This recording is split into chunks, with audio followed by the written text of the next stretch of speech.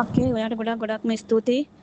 තමයි මේ ඔයාගේ කස්ටමර් සර්විස් එකත් ඇත්තටම ගොඩක් හොඳයි. දාපු මෙසේජ් එකට හක් ගාලා බලලා වල් ටික අරගෙන කිසිම ලොකු කමක් නැතුව මට මේ වෙනකන් හැම දෙයකටම මේ ටක් ගාලා වැඩ ටික කරගන්න පුළුවන් වුණා, වල් ටික ගන්න පුළුවන් වුණා කි මම හිත ලංකාවට යනවා.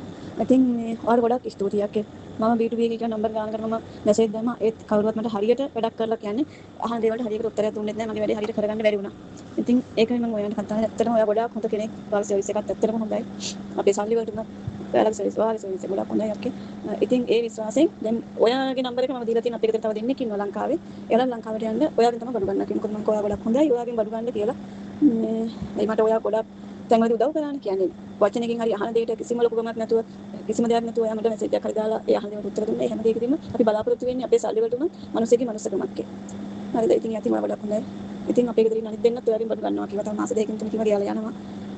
ඉතින් මම හිත ලංකාවට යනවා. පරිස්සමෙන් ඉන්න බුස්සන්නයි. ආයි ලංකාවට ආවොත් ආයෙත් ඔයාලට කතා මේ කුවේට් එකට ආවොත් ආයෙත් ඔයාලට කතා කරන්න බුස්සන්නයි පරිස්සමෙන් ඉන්න.